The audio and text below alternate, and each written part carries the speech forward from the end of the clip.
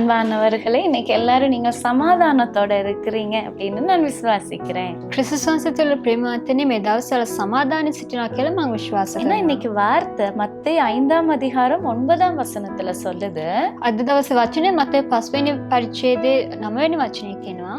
சமாதானம் பண்ணுகிறவர்கள் பாக்கியவான்கள், அவர்கள் தேவனுடைய புத்திரர் எனப்படுவார்கள்.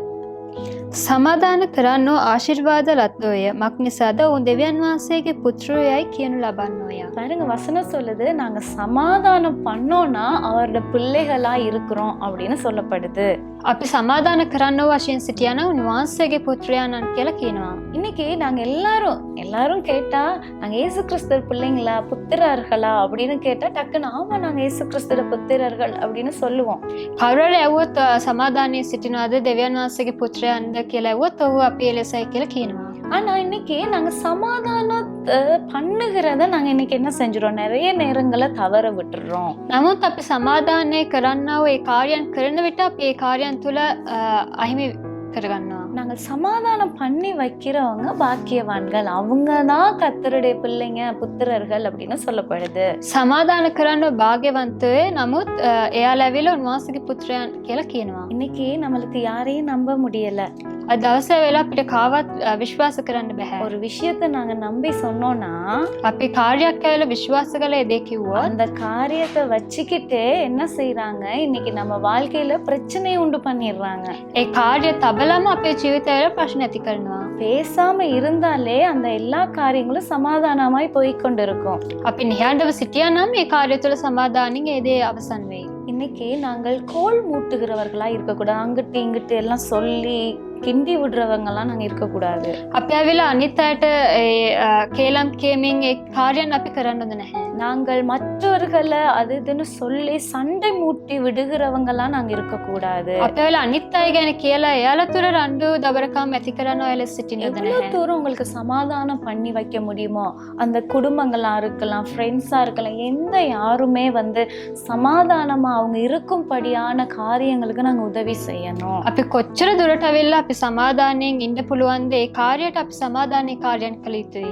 அப்பதான் நம்ம இயேசு கிறிஸ்துவின் புத்திரர்களா இருக்க முடியும். එවිටයි අපිට යේසුස් ක්‍රිස්තුස් වහන්සේගේ පුත්‍රයන් ලෙස සිටින්න පුළුවන්. ஏன்னா கர்த்தராகிய இயேசு கிறிஸ்து அவர் சமாதானம் பண்ணுகிறவராய் தான் இருந்தாரு. එහෙනම් ඒ යේසුස් ක්‍රිස්තුස් වහන්සේ සමාදානය කරමින් සිටින්නේ.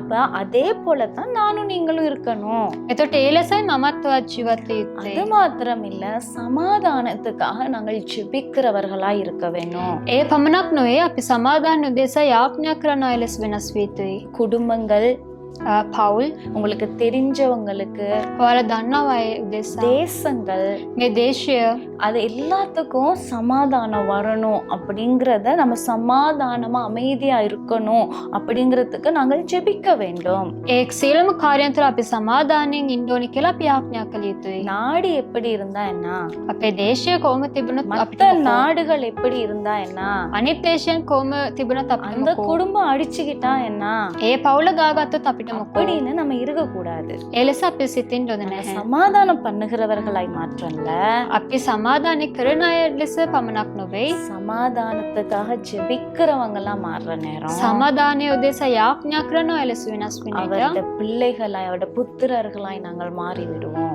උන්වහන්සේගේ දරුවන් ලෙස උන්වහන්සේගේ පුත්‍රයන් ලෙස අපි වෙනස් වෙනවා. இன்னைக்கு அதுக்காக நீங்க ஒப்பு கொடுப்பீங்களா? ඒ දේ උදෙසා ඔයාලා කැප කරන්න. இந்த அன்புள்ள தகப்பனே, අපගේ ප්‍රේමවන්ත පියාණනි, இன்னைக்கு இதை பார்த்து கொண்டிருக்கிறவங்க யாரெல்லாம் கர்த்தாவே இந்த வசனத்தின் பிரகாரம் ஒப்பு கொடுத்தாங்களோ, මේක බලන් ඉන්න දරුවන් කවුරු මේ වචනය පරිදි ඔයාලා කැප කරාද?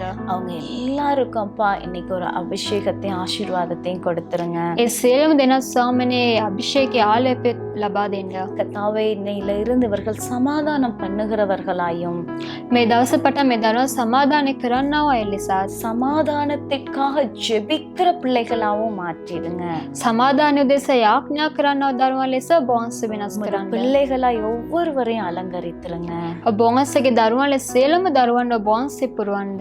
இயேசு கிறிஸ்துவின் நாமத்தில் பிதாவே, යේසුස් ක්‍රිස්තුස් වහන්සේගේ නාමයෙන් පියාණනි. ஆமென். ආමේන්.